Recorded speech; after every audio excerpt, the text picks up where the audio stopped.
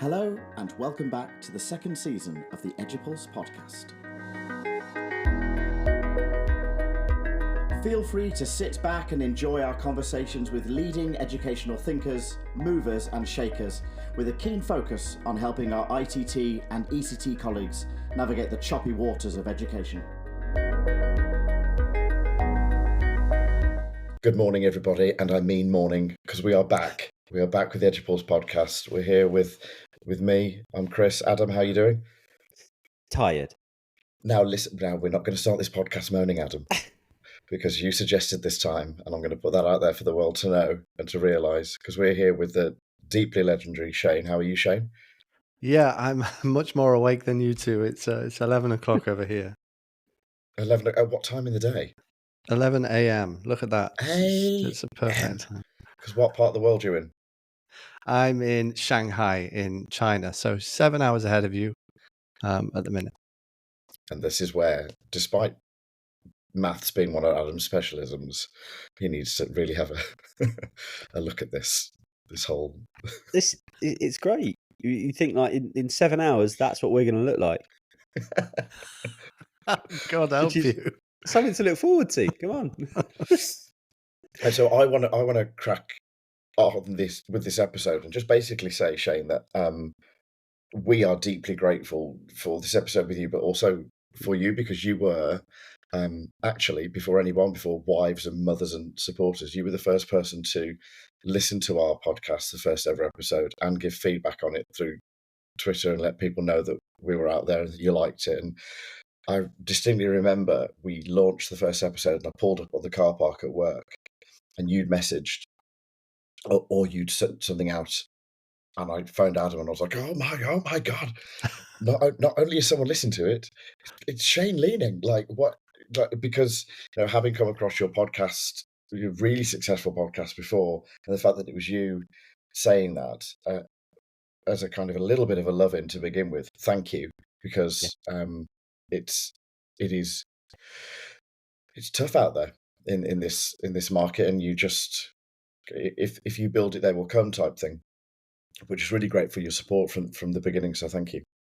No, it's absolutely, and thank you for your kind words. It honestly, for me, like podcasts, I really love to support other people doing podcasts. I think the more of us that are around, these great discussions that come, because I think education has this wonderful blogging sphere that's got a rich history. Podcasts, a little bit less so, but podcasts allow for something quite different, which is discussion, and just seeing what you two are up to and how much you've achieved in such a short time. Hats off to you with EduPulse. It's just going from strength to strength. So yeah, I'm a fan. That's really kind. Thank you. Yeah, thanks, Shane. It's like Chris says, it does mean an awful lot, and so to actually have you on as a guest is like super exciting for us. There's something like quite circle of life about it. Oh, very Elton John. It's a bit early in the morning for Disney, isn't it? It's very warm and fuzzy, isn't it? So, Adam, do you want to kind of introduce what we're going to be chatting about today? Yeah, definitely. So, Shane, we're going to talk about change. All right, so we're going to talk about organisational change, obviously within the context of schools, but we might branch into kind of other organisations that you work with, and look at kind of some of the parallels around change across different organisations. Shall we, just before we launch into that though, should we start with the question we always start with, which is what's your story? Yeah, well, it's a good question to start with, because obviously I'm based over in Shanghai, so there's a story there. I've been, most of my education career has been in international schools, actually. And I kind of, I started as a teacher in the UK, came out and worked abroad. I've been in China now for 12 years, and a lot of that time in international school positions as a teacher, and then as in middle leadership, in senior leadership, and eventually also in regional, working across a group of schools as head of teaching development. And my journey is a little bit interesting in education, in how I've kind of got interested in change, at least in that what I was very, very, very fortunate in one British school that I worked at At the time, I was head of EAL, so English as Additional Language, so supporting students, big demographic in international schools. And I got fairly good at teaching that. I really enjoyed teaching it, and I was leading the department, feeling pretty good. Started hosting a few little conferences at our school. And my principal at the time was, super supportive of me. And I got asked by a few schools, Shane, can you come and do some training at our schools? A few schools across Asia, near here. And my principal was, maybe he came to regret it, but he said to me at the time, "Gosh, Shane, anytime if you want to kind of, go to another school on a Friday, no problem. They, just let me know, and as long as they kind of cover the cost of your salary for the day, so we get covering, you can do that." And that kind of spiraled a bit because I started working with a lot of schools around Asia quite quick, and like really grasped onto that opportunity. But when I was going into schools, I was kind of happily doing training and loving it and getting really nice feedback, and I was flying in, flying out. But when I caught up with these schools later, I found that many of the strategies that we talked about, even though there was great energy around them, or we'd had great ideas, or the leadership felt like they were really bought into the ideas, I would say at first, 4 out of 5, there was very minimal change after a bit of time, just very, very minimal change, which, I found frustrating and kind of inspired me down where I am now, is thinking, well, how do we actually look at sustainable community-led change in school? It's kind of brought me to where the current work I'm doing now. I'm currently independent. The last year I'm still in Shanghai, but working independent on a few different projects. That's fascinating. Yeah, it's really interesting. Like a really like a journey of like opportunity as well. Like it seems like you've sort of seen the opportunities that have been there, and kind of shaped the next step based on what kind of presents itself. Yeah, it's funny that, because I think you're right. I've never I've never been a person who's had like this big goal in mind, like this is my 5-year plan, this is where I want to be. And we used to have to do that as part of our performance management at school, like, what's your career aspiration? I used to really struggle with that because I didn't really know, because I like to take it year by year. But in a funny way, I think that flexibility has been what has helped me to achieve a few really cool things over time, because it allows you to see the opportunities in front of you. Sometimes when you've got a goal so clear in your head, it can really, kind of put the blinkers on to what might be an opportunity to go down this road or go down that road. So yeah, I think that's been something that I've been a lucky personality trait that's served me well. Yeah, I really like that. Yeah. Yeah, no, you're right.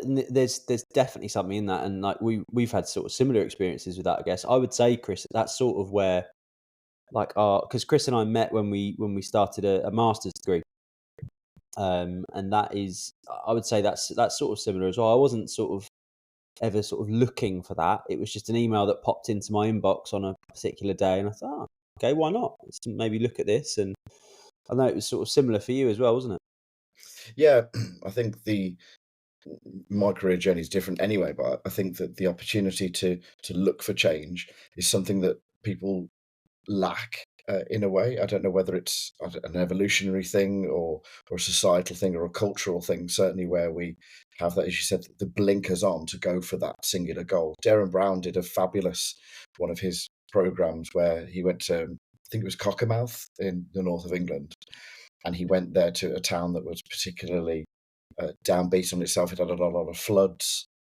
He did a couple of things. He put a dog statue in the middle of the park and put some rumours around that if you touched it, you would get lucky. And loads of people started going over and touching it. And then there was one guy who was working with particularly, he left £10 notes on the floor on his route to work. He drove a lorry past that said something like, Dave, you just won £100. And the man never saw a single bit of it because he wasn't open to see that. He didn't pick up any of the £10 notes. He didn't see them because they weren't his. He had no right to get them. And the blinkers of my life is just this one singular thing meant that he wasn't open to change. In fact, he was resistant to change on a almost atomic level. Like, I don't deserve it. I don't need it. It isn't for me. Even though it was like, hi, Dave, this is for you. It was like, must be another Dave, which I find fascinating. Yeah, you can really, I love that example. You can really draw the parallels in education as well, can't you? Like, how often are we just set on a goal, so clearly set on a goal or what we think is a goal, a perceived challenge, and we're just going for it, and we miss all these things around us and this change that is happening around us. It's difficult though, isn't it? There's a balance, obviously. You can't just just be a hippie about it all and just kind of flow with everything that comes your way. Like, strategy is important, but I think strategy is often flawed. Like, both our personal strategies in life and also our strategy as schools, because of that fixed approach that we can fall into. Can I just draw one more parallel before we kind of move on? Is that something that's personally happened to me with English, which is another reason why EduPulse has kind of gone in the way it has with Adam, because one day he just said, "Oh, I know you're into English. Why don't you listen to this podcast?" It was an Ollie Lovell episode of the ERRR with Sam Gibbs, and it was just transformative for me because I listened to the podcast, I read the book. It was about concept-led English curriculum.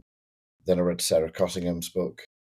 I just that blew me away on another direction completely, and it's changed our outcomes at school, because instead of us having the blinkers of you've got to read this book and then pass this exam, because it's concept led, it's opened everybody's mind up to all the other things, and it's made it so that English can make you a better person and have a better experience of the human condition, not just study this book. And the grades went like that. For listeners, I did something with my hand that went vertically up. The GCSE grades went through the roof.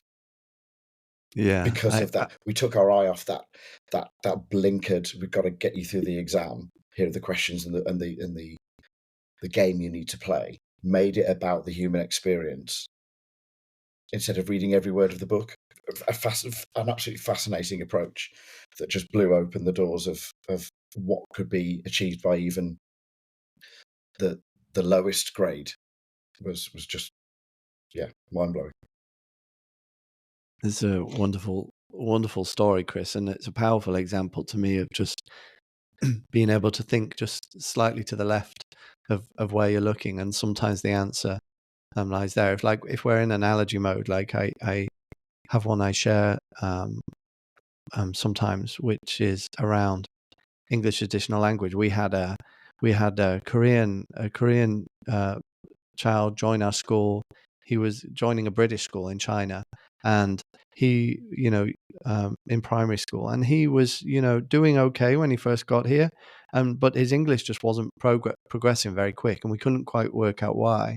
And when we spoke to, we'd done all the things that we should be doing, like sending reading home with him, doing lots of kind of, practice, like good quality scaffolding in the classroom. It was really, his English wasn't progressing. And when we spoke to the parents to kind of explore it, one thing we realized is that they'd stopped nurturing his Korean at home, his home language, and they'd replaced it with English, trying to really support him, like replaced his books with English books, replaced the TV with kind of English TV programs. And we ended up realizing, and this was kind of a big fundamental shift for me, because we actually did an experiment in the school and said, can you flick everything back to Korean? And we stopped even sending home reading books for 3 months for him in English. We had a little Korean library. We sent that, and his English scores went up dramatically. Wow. Dramatically, just by allowing him to focus on home language. And it's that example how sometimes the answer is not exactly what's set out in front of you. It can be, on the side, and you've got to be careful, haven't you? Yeah, amazing. Yeah, absolutely. The routes can end up shifting and changing so much as the sort of journey goes. And yeah, big shout out to Sam Gibbs as well there, from what Chris was saying, because she's I know Shane, he knows Sam as well. She's just brilliant, incredibly like generous, intelligent, and like super impactful impactful leader. So yeah, that's why we can't do a podcast with her, because I'll just sit staring at the screen going, "Thank you so much." It can't it's happen you. yet. It's really you. She Hello, needs to Sam. be Just on wait. this podcast, though. Yeah. You know, she is. We've got, yeah, we're going to get that in the diary. It was just, I think that what's fascinating me already about this conversation is the fact that, from your analogy, Shane, it's the fact that the destination isn't in the direction we often think it is. We can get there, but you risk so many other things along the way. You risk so many other rich opportunities along the way that will ironically bolster the destination you're going to get to. And we're going to go all Miley Cyrus, and it's the climb, but it isn't about the destination, it's about the journey. But for education, it is about the destination. You've got to get to where you've got to get to. Yeah. And for some schools that are on a massively steep improvement journey, a lot of that stuff, will get rid of all the what do we call them over here, Adam? The bucket subjects, open bucket. If we're talking about progress, like the open bucket subjects, get them gone. English is the gateway subject, so let's pile everything into English, and everything else just goes. And the risk that we lose all the other stuff around it, all the other opportunities, I think is too high to even contemplate, really. I think it's like overall, it sort of seems like what we're saying is like two things really. So it's like it's difficult because ideally we want like process over outcome, so that we can like really enjoy the process and like be aware of all of the process pieces that are happening around us. But that's hard because working in education, like outcome is something that's pumped at you all of the time. And also like living in this world as well, like outcome and destination is like thing that is something that's really pushed at you. And so kind of trying to reconcile those two things is really, really difficult. And perhaps that is a big part of change and why change is challenging. And like our first sort of big question to you, Shane, really is like, why is change so hard? Like particularly in the context of schools, but just generally speaking, why is change so hard? Yeah, I love this. I love this question, and it's something to explore. With my co-author Ephraim Lerner in our book that's it's going to be out early next year. But I think there's a few reasons why change is hard. One is that we all have, what we call like a status quo bias, like a bias to kind of continue where we are. I think like that's borrowed from an economist term, but there's kind of like some people call it also, as on an organizational level, institutional inertia, where like Newton's law, we're just always coming back. We're always coming back to that center where we think we are. And I think that's just built into us. Change feels quite scary. I think change is also, the word change has become a real dirty word. Like it's become this thing that is to be feared. In fact, I think there's a lot of people who now have kind of replaced the word change in their vocabulary with words a little bit like inertia, like innovation, or this kind of word. Like, but for me, that's problematic. And we've called our book "Change Starts Here," and we had a real grappling over whether to use the word change or whether people would think, "Oh, I've had enough of change." Let's just get these things that we're doing done well. Which sounds good, but I think that's a misinterpretation of what change is, because the reality is that change is actually, a really the ultimate irony in our organizations, in that it's the only thing that's constant. It's the only thing that keeps going is change, right? Like it's the only thing we can even guarantee in the social science, such as education, that change is just happening, whether that be small scale change in the classroom, a student turns up and something's happened at home and you have to deal with that, or whether it's just, big external. Sharath Jivan talks about in his book about inflection, which is all about inflection moments. He talks about sometimes you've got asteroids that come out from the side as well, like, and these that hit us as a school, and they can be things like AI, or even things like the prevalence of cognitive science research, or something like that. That's kind of an asteroid that hits our school from the side, and we have to react to it.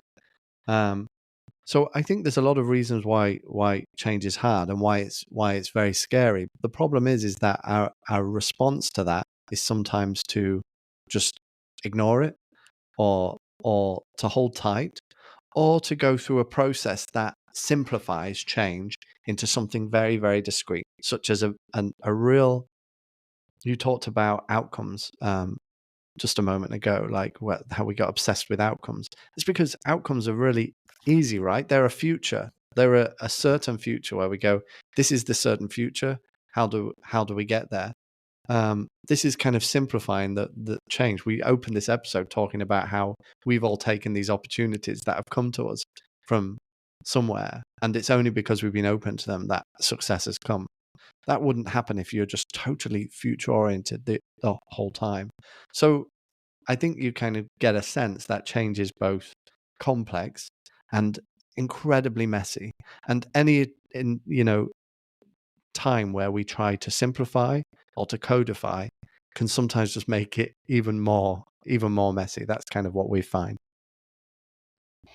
Yeah, that's really, really interesting. There's a couple of bits that like really jump out from what you said there. So one thing is that like outcomes are a really certain and like safe type of knowledge that schools produce, because I think the idea of knowledge is like really closely linked to change, particularly in schools.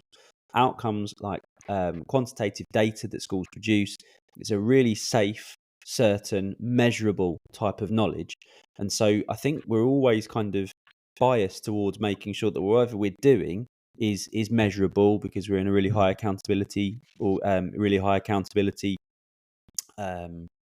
what's the word, system, environment. Yeah, thanks. There's a bit of 4 a.m. for you. We're in that really high accountability environment, and so like something that produces us a measure gives us a certain type of knowledge about what's going on in our organizations. And when things change, often we end up changing the type of knowledge that we value.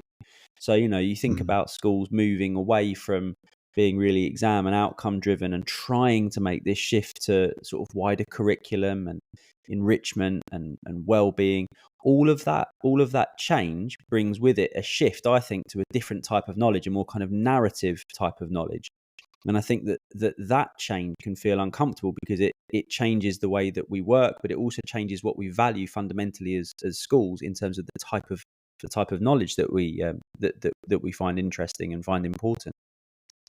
Yeah, we've got at my school, we've just launched a brand new curriculum. Many of our students, no, I'll correct myself, a few of our students really struggle with the kind of the instant knowledge that is needed for GCSE, to sit in the exam, to take it. It's a measure of what you know and remember on the day. And they really, really struggle with that kind of sitting still for 2 hours, exam based. How many years of study? Here's your one moment of judgment.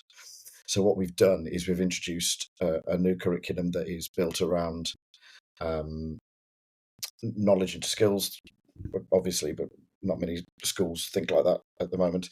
Definitely knowledge into skills, and we've CPD registered, which costs a bit of money, but we've gone CPD registered. We've sent in to them this 2-year course that has the equivalent of well over 200 guided learning hours, equivalent to a GCSE of 180 guided learning hours. And we're currently in the process of beginning talks with colleges and further education around us to go, these won't be GCSE, but it will be the equivalent. You know how BTECs in the UK are like the equivalent of 2 A levels? They're not, and everybody knows they're not. But it doesn't stop them being valid. So actually, we're trying to smash open a glass wall and a glass ceiling by going, GCSEs aren't possible for these kids who have intelligence in other areas. They're brilliant gardeners and builders, and they can look at a problem. They can solve the IKEA desk when it's flat packed in their brain in 2 seconds, and it's built and done. And how do you measure that? But there's been resistance to that change from people who measure outcomes from a pretty normative level. Like, but what about my GCSE? Parents have had to be convinced along the way, and the change management process has been quite drawn out because people have been scared. they've been reticent to embrace that change, even though we know, as the visionaries of that change, that it's going to be a better world. But we've got to convince a lot of people that it's better. And the knowledge, as Adam said, has had to change fundamentally from one that's quantitative on a daily basis. Oh, we've read that book, so let's move on, to measuring skills that are far more holistic. And it's scary, but it's exciting. It sounds like, what both of you described is incredibly rich change. And I think it points to the fact that often we confuse two things. We confuse outcomes with performance indicators. And, I think, when we think of exams, or we think of, GCSEs, A levels, whatever it is, these, and we talk about them as the overall outcomes of school, we are setting ourselves up for a big problem if we see that. They're not. They're performance indicators. They give us one indication, maybe the best indicator we've got, but they're an indicator that we need to combine with other indicators to make an overall judgment. How many people we know how many people get to the end of school with top GCSE results and then maybe struggle to find a job later, or struggle with relationships later on, or there's a million different things that that the one indicator doesn't necessarily help. And the problem is that when we confuse an indicator with an outcome, we get distracted and we get single-minded, and the system then gets designed around that outcome, so strongly that actually we lose ourselves in that moment. We lose ourselves as to, as Simon Sinek says, we lose our why as to where we're going, because it's not easily measured. It's just a tendency to prefer things that can be easily measured, right? Yeah, I think you've just hit on something that struck me in the past couple of days. Where are we? We're in the middle of October 2024. So past couple of days has been a lot of learning, inquiry-based play arguments that have been happening.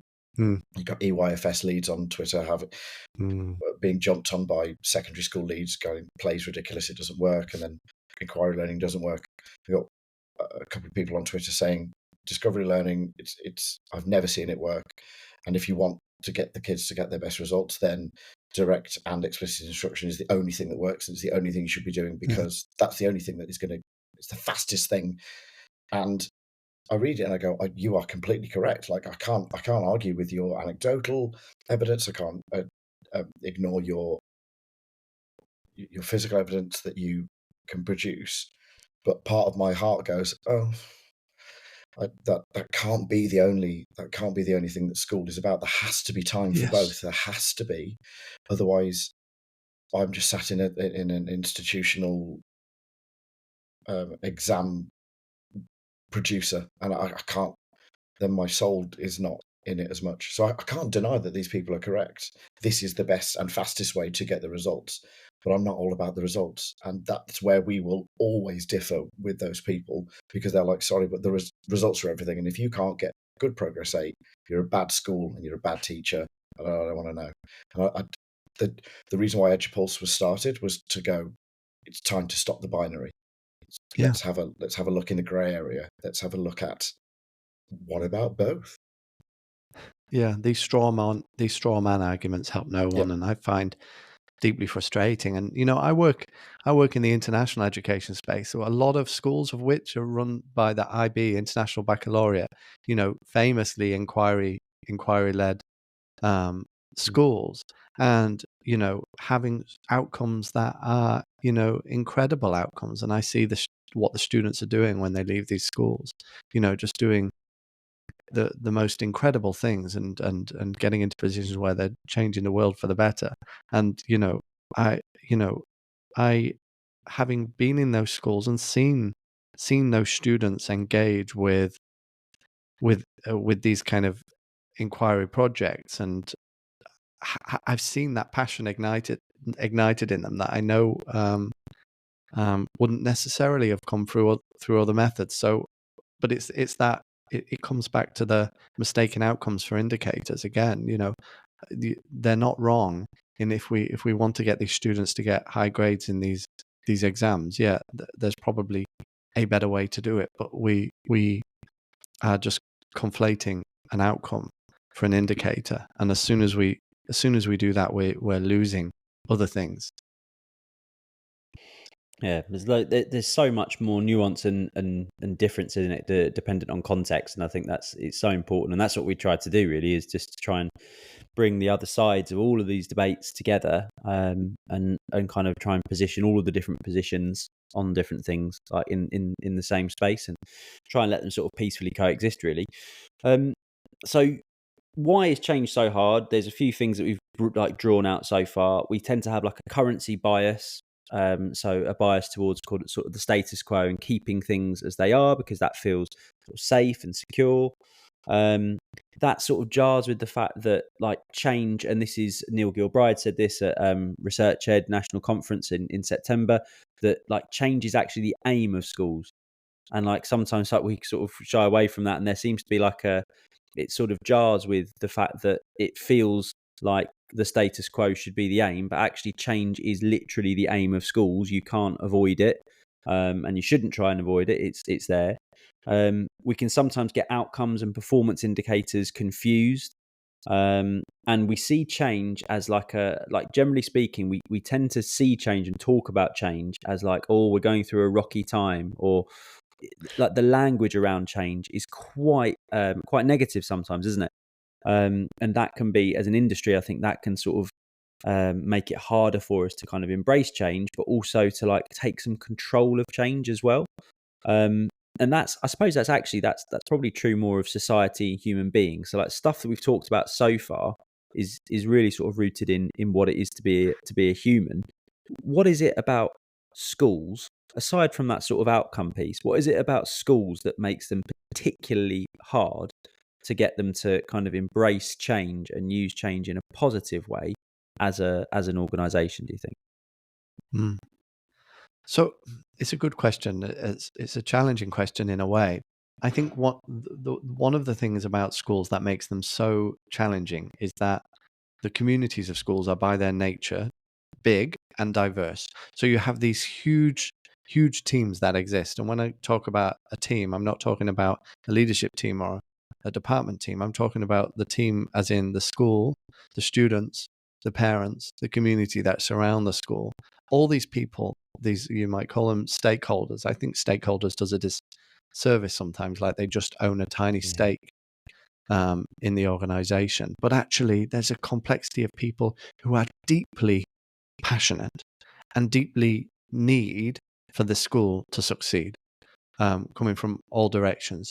The challenge is that the way schools are operated is often teachers, you're responsible for your classroom. Leaders inputting over here saying, actually, we've got some whole school things over here. Parents putting on a pressure that's sometimes seen as a nuisance or a barrier to overcome. Like, oh, how do we appease the parents? Like, I hear that a lot. Like, how do we appease our parents? You've got a community around, which is seen as an extra challenge. Like, oh, look where we're situated. These things going on. If only we were in a vacuum. So all of these things are seen as kind of these negative influences on the school, that if only either a teacher was just left to it, or if only the leaders were able to execute what they want without parental interference, or if only from the parent side, they were able to get the school to do what they wanted in the best interest for their children, then everyone would be happy. And the reality is it's a community, and that's just incredibly, incredibly complex.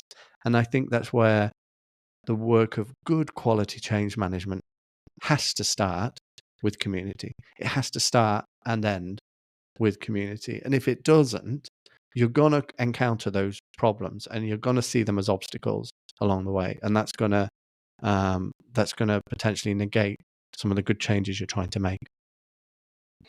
That's absolute gold, I think. So essentially what you're saying then is that like we have this natural community which within schools, so you've got all of those, and again, people do often call them stakeholders. I agree, actually. I think stakeholders is almost like it sort of suggests like we've got something transactional to gain from this, which actually I don't think we do. It's more about obviously we do have something to gain, but it's more about the sort of emotional attachment and the emotional gain that we can that we take from like that overall relationship.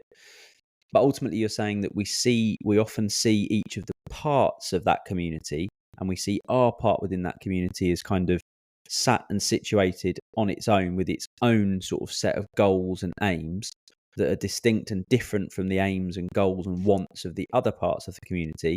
And actually we see each of those other parts of the community as almost problematic to us achieving our aims within it. So you almost end up with the different parts of the community kind of pushing and pulling against each other, which almost ends up with this kind of, if I can have a go at an analogy, it almost ends up with like this tug of war thing, but like a four-way tug of war almost, and everything sort of just stays where it is because we just keep cancelling each other out. And perhaps that's why change is so difficult, because we feel like we're kind of fighting against the other parts of the community. Whereas if we could just get all of those parts of the community, and perhaps this is where we could go next with this, if we could get all of the parts of the community pulling the rope in the same direction, then change might actually feel easier and also safer, because we're all doing it together and we're all believing in the direction of change. What do you think about that? I really love how you just put that. I think I would add that it can, while it's ideal that we're all pulling in the right direction, that is very rarely the case that we're all going to be pulling with equal force in the right direction. So I think, a potentially more healthy way to look at it is, how can we make sure we're all pulling in the general direction, but when someone starts pulling in a different direction, we know what to do. We've been there before and we're able to handle conflict well. If you can do that, you've got a much better chance, but that requires strong foundations well before the change begins. I think what can happen if we were to break down a change, I'm a co-founder of an organization called Work Collaborative. So we're putting together some minds thinking about how we can do work differently in a more collaborative way, specifically with schools. One of the issues what we have is that we often get straight to a goal far too quick. So in that, every change has a sponsor. That's someone who initiates that or is invested in that particular change. And often we think that's a leader, but sometimes it could be a teacher who's gone, this is just not working for me, I need this change. Or it might be a parent coming in who's saying, this thing is not working, we need to make a change. And what can often happen is, from that sponsor's perceived challenge, we can jump to kind of an implementation cycle of, okay, what should we do about this challenge? And the problem with that is that you then come up with you come face to face with the community, and what do you do then is you have to generate buy-in. So it's that term that I kind of struggle with, the idea of buy-in, because it implies that a decision's been made and someone needs to, be bought in. It is the stakeholder kind of view of this, right? You need to get buy-in from your stakeholders, that they own shares, and you need to kind of get them involved. However, a much more healthy way to do that is to go all the way back, or way back to that sponsor's perceived challenge, and say, can we do some connection work with our community to go, we've got a perceived challenge here, but what do you think? Is this your perceived challenge? Does this perceived challenge align with the challenges that you're facing? And then let's do a bit of discovery work around that, like almost using that coaching approach of what else is possible? What could it be? Like if I were to if you were to be in my shoes, what would you say the challenge is? And really get all those challenges on the shelf, and it might surprise you what comes up. And you might find that the perceived challenge is the challenge.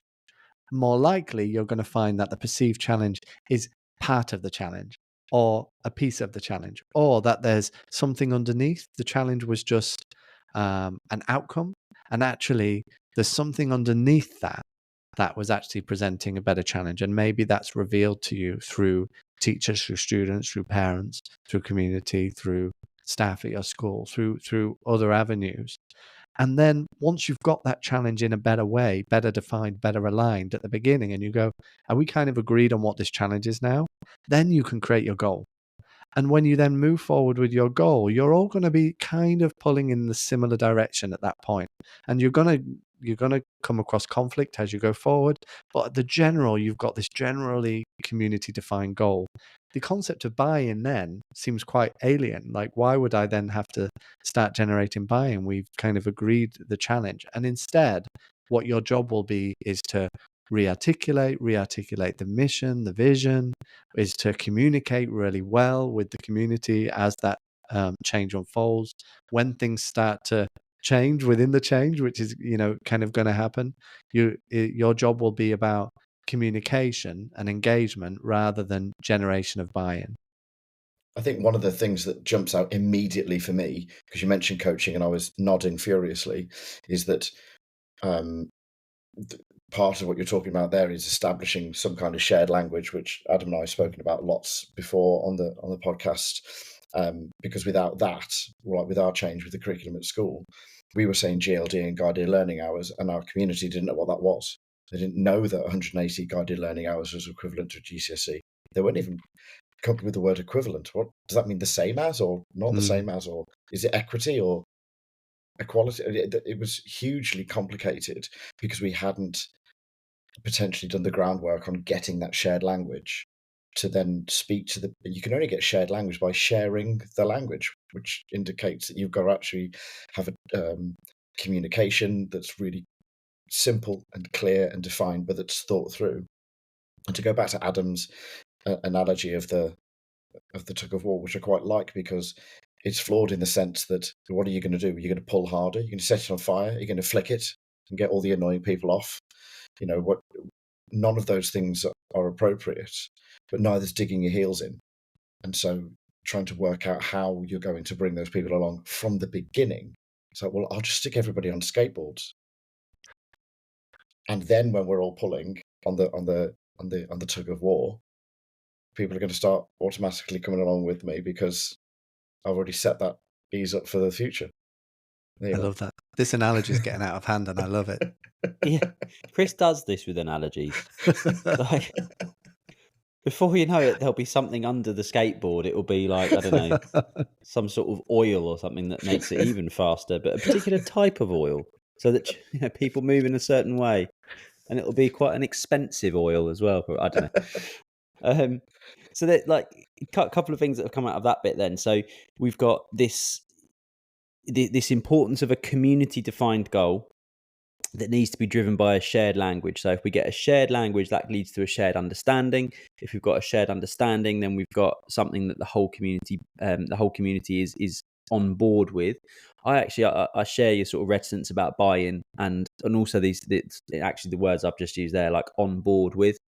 When we had Jim Knight on, he actually said, we asked him about buy-in. He was like, I don't really want anyone to buy into anything. I'd rather they just believe in it. And that was like a real like light bulb moment for me. I was like, oh, of course. Actually, yeah, if everyone just believes in this thing, then we're not actually going to have to work nearly as hard to get everyone to come along. And so if we have that, if we have belief rather than buy-in, then it's going to be much easier for us to if we have belief over what the challenge is, it's going to be much easier for us to kind of create a goal in a more collaborative and co-constructed way, rather than trying to engineer a situation whereby everybody is doing our goal because that's what we want. So yeah, I mean, there's absolute gold in there, and I think it's so interesting just sort of hearing the way you've got real clarity, Shane, on like how do people usually think about change, and how might it be more helpful for them to think about change. Like, you see that so clearly, and I know that's going to be really helpful for anybody that's listening. So just here's a bit of a question for you then. Do schools ever get to the point of like being stable, or are they just always changing? Because I for one feel like my life has essentially just been me going, well, if I can just get through the next few weeks, then it'll settle down, and then it'll be easy, then I'll be on top of things. And I've been doing that for like 15 years. Yeah, me too. Yeah, me too. It's like the promised land that we never reach, isn't it? Yeah. And look, there's a bit of a challenge. I think I'm also you have to be careful when talking about change in the way we're talking about it, because you can easily fall into naivety, like, about change. So, for example, when we're talking about getting people, I love what you said about that Jim Knight said about your buy-in, but actually about believing, getting people to believe. But also, I would also say we have to be careful with those kind of statements too, because there can be a naivety in saying, everyone's going to believe in what we're doing. The reality, in the complexity of a school with that many people involved, you are not going to get to a situation, very rarely, where everyone believes. This Yeah. kind of, maybe some people who work at Apple and Google, or some of these are, really kind of, believing behind their mission, and kind of these kind of organizations. But we have to instead think about how do we build our organizations a little bit around what Amy Edmondson talks about being psychologically safe, so that when we're making change, we're we're able to go, do you know what? It's okay if not everyone is fully believing, or not everyone is I think just we've been hit. swimming in that perfect same direction. But what we can't do is ignore the outliers. And what we can't do is not approach that head on. But the way we approach it is not by saying get in line, but it's saying, tell me more. Tell me what you're thinking. Or one of the first questions we pose in our book, Change Starts Here, to have with your team, one of the very first questions we say when going through change is, you should say with your team, when was the last time we had a disagreement? And when was the last time we disagreed well?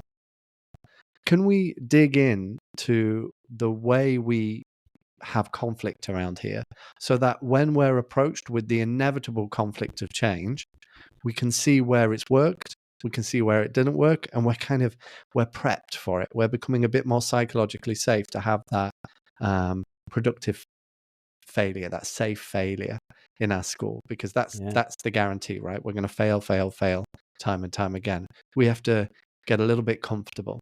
So I would say, on one sense, be careful of the naive illusion that you can generate 100% buy-in on any change, or that you can generate this kind of wonderful belief, like that kind of that everyone will just understand your why and go for it and get behind it. And anyone who's out of that is a frustration, because it's very rare you're going to get a change like that. I think there's a just for anybody that isn't familiar with Amy Edmondson's work as well, it's worth kind of coming back to that, because I think it's incredibly powerful. And like, correct me if I'm wrong on this, Shane. I'm going to try and explain it a little bit. So yeah, do jump in if I get this wrong. But Amy Edmondson's research was from the medical world, and she found that, like, she was comparing medical teams that made more mistakes and less mistakes. And what she found was, and then sort of looking for a correlation between, like, the outcomes that they got. And what she found was that the teams that made more mistakes seemed to get better outcomes. And that sort of gave rise to the question of, well, that doesn't seem to fit. Like, if you're making more mistakes, how do you get better outcomes? And so they dug a little bit deeper, the research team, and they found that actually the teams that were getting worse outcomes were making just as many mistakes as the team who was getting the good outcomes, but they were just not being open with them. So the teams that got the best outcomes were making the mistakes, embracing them, and like taking on that role of vulnerability. And just a little shout out to Chris, who did a wonderful blog on like vulnerable leadership recently. But that vulnerability of we've dropped the ball here, we've made a mistake, that's the thing that almost seems like the active ingredient in catalyzing the good outcomes that you then get. So that's just for anybody that isn't familiar with the research. It's really, really interesting stuff. I'd urge everybody to go and have a read of it for sure. Yeah, I totally agree with that. And sadly, though, it's missing from many of the written models of change management. In that it's not missing in that there's always a part in the cycle where you say reflect and learn, evaluate, and then all of a sudden, like, these cycles, which cracks me up, is this: you go back to the beginning. Like, what are like we purposely didn't put our model in a cycle for that reason, actually. Like, the reality and change, you don't go all the way through and then go back to the beginning. The reality is you've got lots of kind of like lots of mini implementation cycles happening all over the place all of the time. That's far too complex to even put into that. But also, you're right, like one of the core of good change is being able to fail well, being able to feel safe to fail well, and know what you're going to do when that failure inevitably comes in that particular change, and then move on from there and work on that. And I guess that's where potentially, to come back to what you were talking about, is change ever complete? Can you ever be stable? I guess that's why you can't ever be fully stable, because you're always going to be learning. You're always going to be working with your community, having different conversations, and you're always going to be tweaking as you go. Great. So essentially then, Shane, what you're saying is that I'm going to be stuck in this cycle of, if I can just get through the next few weeks, then everything's going to be all right for basically the rest of my career then. Decades Decades of this to look forward to. There's a dose of realism for you on a Tuesday morning. But it's the thing is, it's a really refreshing way to look at it as well, actually, because if you just sort of learn to embrace that way of being, then I think you end up much happier anyway. I think sometimes as humans, but definitely in education, we're kind of striving for this point of stasis, aren't we? And like, okay, if we can just get to that bit, then we can just go and stop. And actually, if we were to ever get to that would probably be a problem, because again, you go back to that central point about schools are places of change, and like the world is constantly evolving, and so we've got to constantly be changing and moving with it. And so we don't, that sort of static point shouldn't really be the aim. It should always be about embracing the change. I suppose the point that I would then make and ask next really is, to what extent are there lessons from outside of education about how to, I don't know what the right word is, whether it's lead change, control change, like get hold of the change. But I always think of this as like there's two particular examples here. So when Apple brought out the iPhone, they knew that they were killing the iPod, but they still chose to do it anyway, right? So they absolutely controlled that change. On the other hand, if you look at an organisation like Manchester United, and for anybody that isn't familiar, Manchester United were like a dominant football team, like back in from the 90s through to like the early 2010s, and then had a manager, Sir Alex Ferguson, who retired, and they definitely didn't get sort of control of that change, and they've kind of just been very reactive with change after change after change following that, and the team has really declined in terms of the success that it's had on the pitch. So those two always seem to me as like two really good examples of like one organization that like controlled the change and got ahead of the change, and another one that was entirely reactive to it. And like, are there lessons from outside of education about how to handle change in that way for school? I think I love the two examples you just gave, and I think there are plenty of lessons to learn from outside of education. It's funny, what comes to mind for me is that in the corporate world, there has been a real trend towards a move away from consultancy as a main method of getting better, like let's find someone who knows and helps us, towards organizational coaching. And education is quite far behind, I would argue, in this regard. Like, coaching is a buzzword in education at the minute, but you usually find it in one of two areas. Either executive coaching, where an individual leader gets an individual coach, right? And that kind of happens, and they kind of have their little, leadership coaching conversations. Or instructional coaching, maybe, where a teacher is, paired with an instructional coach and works there. What has happened actually, though, over the last 20 years in corporate world is there has been a lot of what they call organizational coaching, where they realized actually we need to get really good as an organization at asking powerful questions of ourselves, and we can employ coaches to help us do that. And I actually was privileged to go on to do a course as an organizational development coach, and my whole cohort were from the corporate world. And I was there, the only educator. And not only from the corporate world, it was a US based, this is quite a US based thing. So I was on this coaching course with a load of brilliant Americans who love role play. My God, like our US colleagues love role play. So we were like role playing every lesson, and my British sensibilities were just getting destroyed like piece by piece on having to role play these different situations. But in that, I learned so much that, actually so many businesses are spending a lot of money on the idea of organizational coaching, in that there maybe someone doesn't have the answer out there. Maybe someone doesn't have that exact solution that we're looking for. And maybe that's not where we should looking. We've not got a problem and let's go find someone who has the answer. Maybe we've got a challenge and we need to look inwards at a community and ask ourselves some really powerful, provoking or invoking questions that help us to see this in a different frame, help us to open some doors, both physical in our institution, but also like some mental doors that we might not have considered before. And it's through asking ourselves those powerful questions with our community that we can come to some real innovative and sustainable solutions. And I imagine, the reason, to take Apple as that example, is that they were able to ask themselves some powerful questions. They were going, we've got this success, which is the iPod, and it's doing so well, but we've got this phone.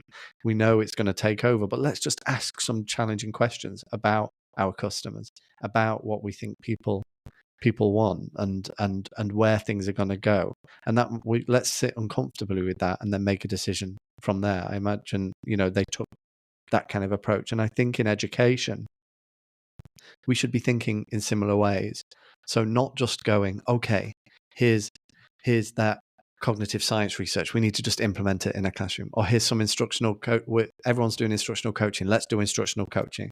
Or this is what we should be doing, this is what we should be doing. Or these experts are telling us this. God knows we've got too many consultants and companies, flooding our education industry, all with brilliant ideas and brilliant solutions, but not your solution. The problem is that we educators, we're so quick to jump to a solution, and without actually fully knowing what our actual challenge is. We go straight from that perceived challenge and someone presents us with a solution. And I often say to leaders who I work with, the problem with engaging with external companies and consultants too soon is that the way they will sell to you is to identify a pain point. Like, that's how you do it in business, right? What's your pain point? The problem is, in schools, we've got a gazillion pain points at any one time. Like, the reality is there's loads of pain points.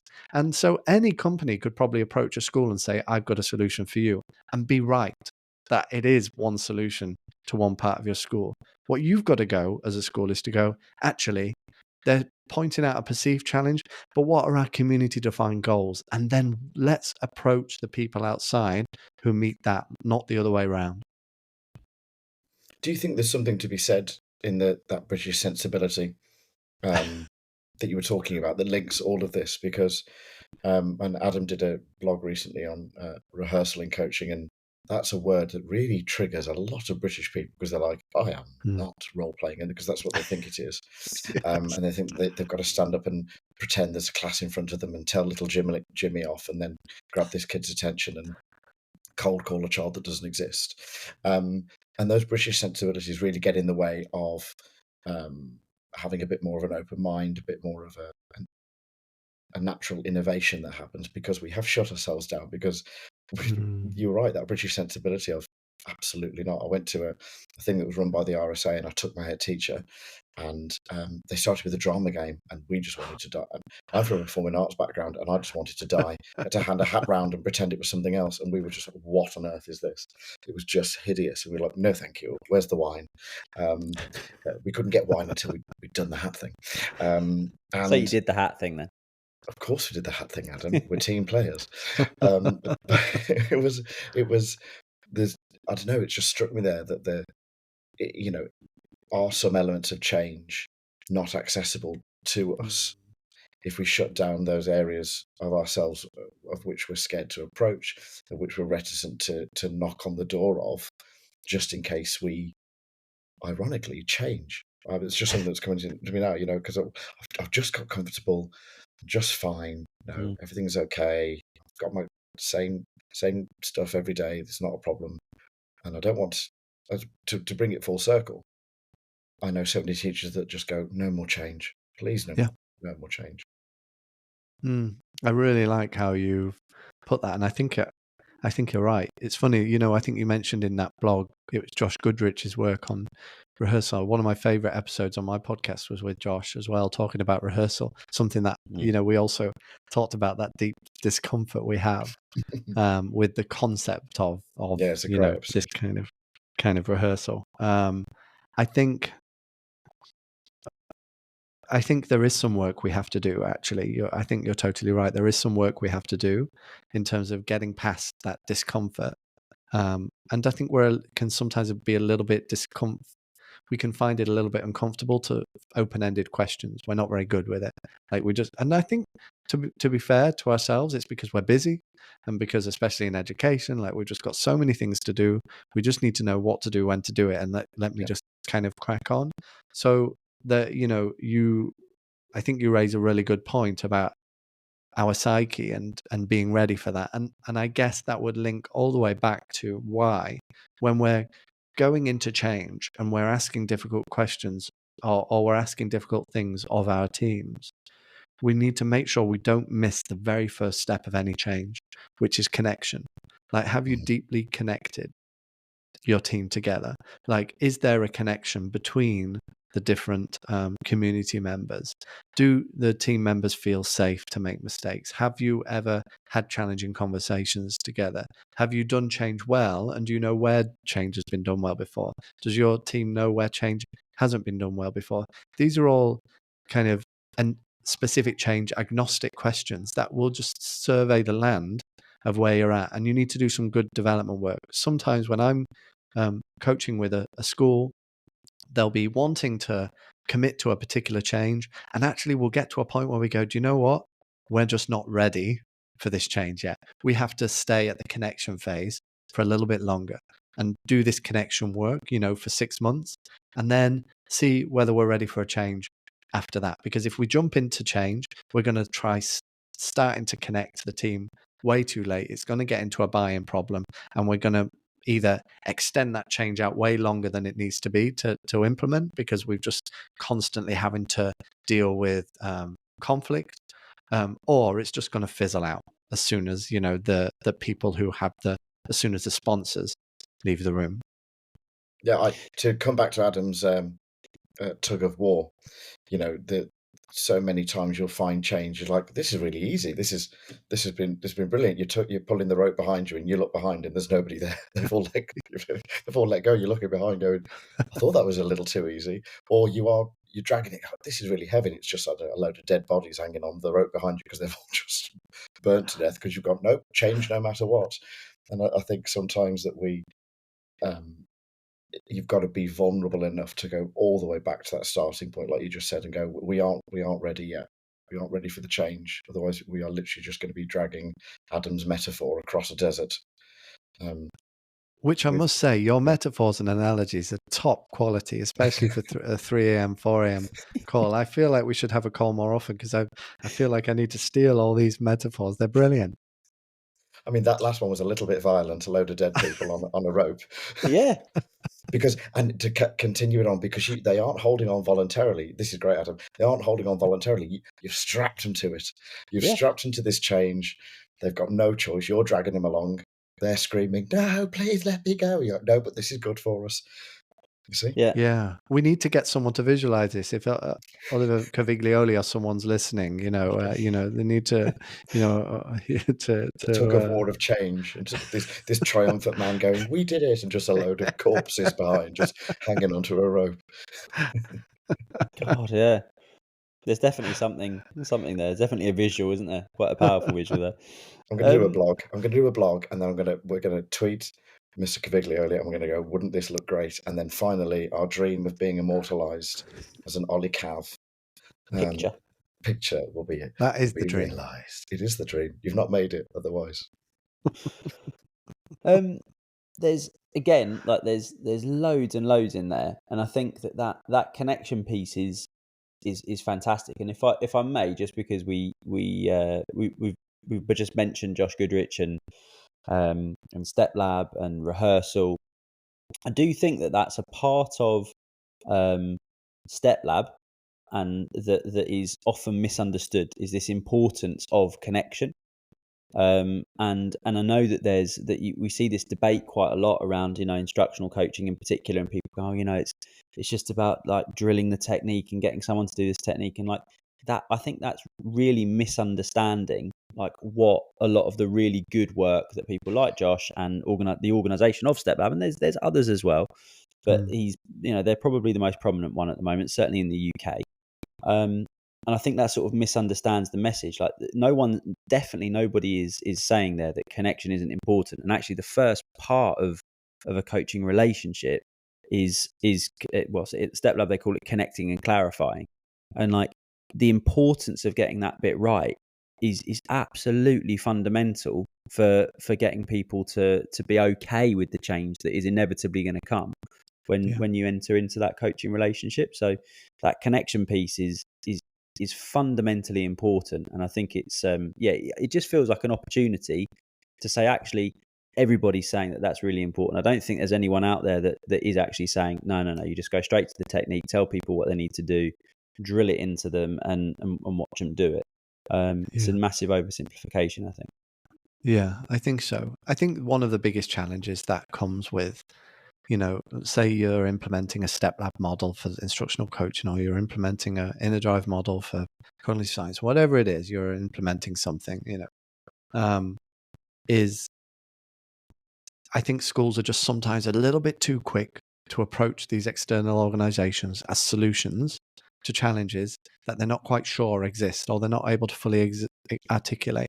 And I think I know too many schools that have jumped on instructional coaching before they even knew what their teacher development needs were in their school. And I think this causes a huge problem, because then you have made a massive leap, and you're going to be trying to fix something that hasn't been properly diagnosed, and properly diagnosed by the community that it served. So I always advise caution. In fact, our model is a double diamond model. The idea, the first diamond is all around going from the challenge, the sponsor's perceived challenge, to the defined goal, the community goal, and the second one is around implementation to get to that solution. I often say that, that first diamond, you don't need externals in that. You need to be having good quality internal conversations to understand yourself well. And in that second diamond, when you're coming to kind of work out, well, how are we going to approach it? That's when you might go, do you know what? Instructional coaching might be the thing that helps us here, and let's investigate that. Or this is going to be our solution here. But if you find you jump into a model, any one of those products that exist or models, and you don't fully understand your why, and your community doesn't fully understand where you're going or why you're going in that direction, are you going to have challenges no matter how good the coach, no matter how good the person is in the room? Yeah, you probably are. And do you know what to do with that, when that challenge comes? Probably not, because you've rushed in too quick. So I think it's all about just taking a step back before you jump into your next initiative, before you jump into your next change, and going, are we ready, and do we fully understand the challenge that we're facing?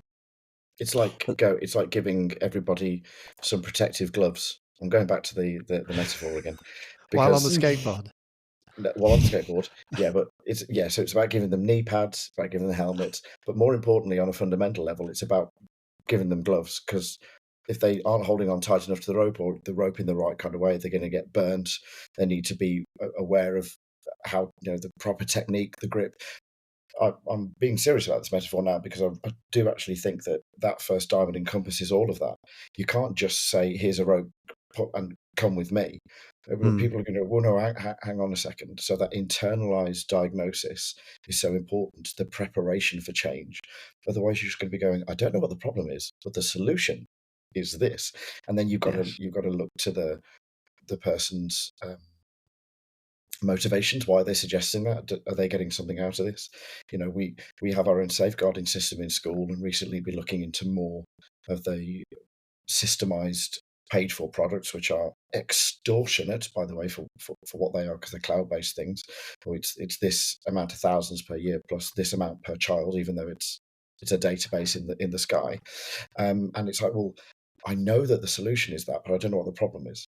And so we've put any halt on buying a product. And ironically, we've gone back to the beginning and gone, can we first of all fix any of these things from our own internal things, systems, before we look out and go? So we're not buying any ropes or gloves or skateboards yet.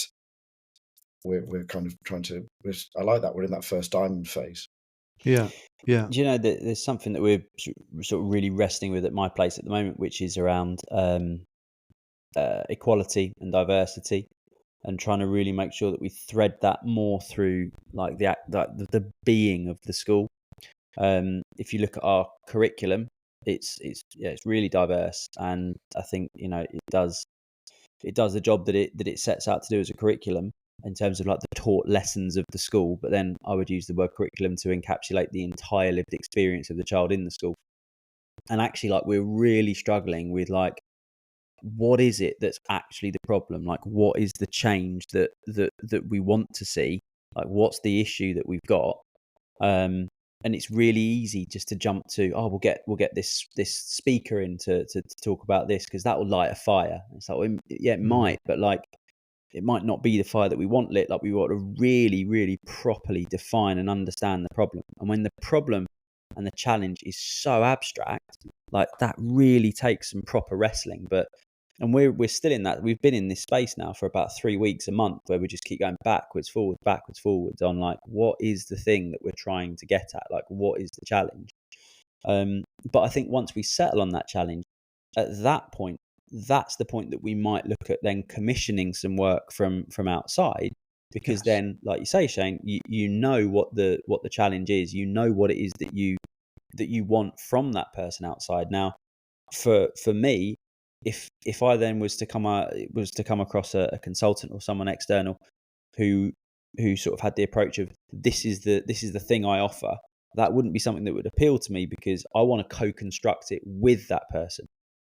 And sort of commission that piece of work alongside them. And I think 9 times out of 10, that's what external consultants will do. They will like create something with you, because there's an awful lot of brilliant thinkers outside of our schools that can add enormous value within our schools, and that's another kind of ecosystem conversation. But I think it is really important for schools to like properly understand what the challenge is, and then work with an external consultant to design an approach to helping to solve that.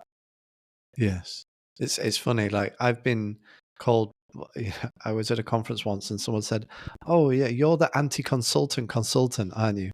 Like, and it's quite funny, because I do appreciate that a lot, that I work as an independent consultant, if you like, and I advise, most of my advice to schools is don't go to those consultants. But actually, the message is slightly different to that. It's that I agree with you. Consultants and companies have and universities and organizations that sit adjacent to schools have such an important place within our education ecosystem. And there is so much knowledge to be gained from people who spend 100% of their time in discrete fields. Like, I don't subscribe to the idea that every educator has to be a classroom teacher. I think that you will take away some of the rich thought that's happening. But it's all about when you approach them. And I think the people who should be in the driving seat are not the companies, not the consultants, not the universities with their goals, but are the schools with their goals. That's a totally different approach. And that means companies, I'd love to get to a point where organizations that work with schools are not trying to go, how can we identify pain points and address them? But they're actually going, how do we listen to a school that's approached to us and design something around what they need, not going for generic pain points. So I think there's a huge space for consultants, for companies, for policymakers outside of schools. My hope is that through more sustainable organizational change models, that schools can regain some of that agency and power over their own process. Yeah, and I think that the big bit there is around this idea that actually, like, we need to reframe the problem and, like, be really, really clear on what the problem is. And like I say, we're going through that at the moment, and it's quite challenging, quite difficult, and there is that temptation to go, oh, let's just decide. We've got to make a decision on something, but actually, in the long term, if we stick with it, when we finally get there, it's going to be A, far more purposeful, and B, like, far more exciting. So it might be more of a struggle to start with, but it's gonna be more sustainable and more exciting in the long term, like, for absolutely sure. We've covered so much there. So we've looked at, like, why change is really difficult in schools, and why change is difficult for human beings generally. We've looked at, like, why schools struggle with it, and this idea of, like, stability, and whether stability is actually the aim, or whether we just need to embrace the fact that schools are change institutions, and if we reframe that, we can probably become a little bit more comfortable with it. We've looked at some lessons from outside of education about sort of getting ahead of change and not being reactive, and sort of changing in a reactive way. We've looked again at, like, momentum is something that's kind of run all the way through this, and actually, like, getting momentum is often about making sure that everybody properly understands the start point, the challenge at the beginning of the change, and not sort of dragging people along with a predetermined direction, and that actually co-construction is really, really important. There's a difference between, like, belief and buy-in, but at the same time, we've got to be realistic that actually belief is, it might not be possible to get 100% belief, certainly at the outset of something. So there's so much that we've covered in there. So before we wrap up, like, Shane, is there anything else that we've missed? Is there anything that you think, actually, guys, like, we've got to have this thing in there? I don't think so. When you list it out, we have covered a lot. And by the way, I so appreciate this kind of collaborative chat. I think this is kind of modeling, in a way, like, how to have conversations with your team. I think you two are, like, excellent hosts, and the idea, I love the way we've bounced ideas around the room and created several analogies for different spaces, and really kind of explored those ideas. And I think these are quality conversations that potentially we don't have enough of in schools, and creating space for that quality conversation that's not just on the administration and what's to do, but is actually kind of digging a little bit deeper, can prove very powerful in kind of moving change forward. So I can't tell you how much of an honor it is to speak to you both. I love the work you're doing, and real honor to come on the podcast. Oh, Well, Shane, listen, it's super kind. Like, we echo it, don't we, Chris? It's like, it's such a thrill for us to have you on, because you do so much brilliant thinking, and so much, like, really clear talking on this stuff as well. And it's so great to have you on, but also for anybody that's listening to hear your thoughts on this stuff. You've got a podcast, obviously. You've got a couple of podcasts, haven't you, that you do? Yeah. And you've got a book coming out, and you've got some really exciting conference appearances coming up. Do you want to just sort of share a little bit about those three things? So your podcast, your book, and the conference appearances. Yeah, for sure. So I'm very fortunate that I said I co-founded an organization, Work Collaborative. You can find out more about that at workcollaborative.com. That's co-founded with the brilliant Ephraim Lerner, colleague of mine, who we're also co-authoring the book, Change Starts Here.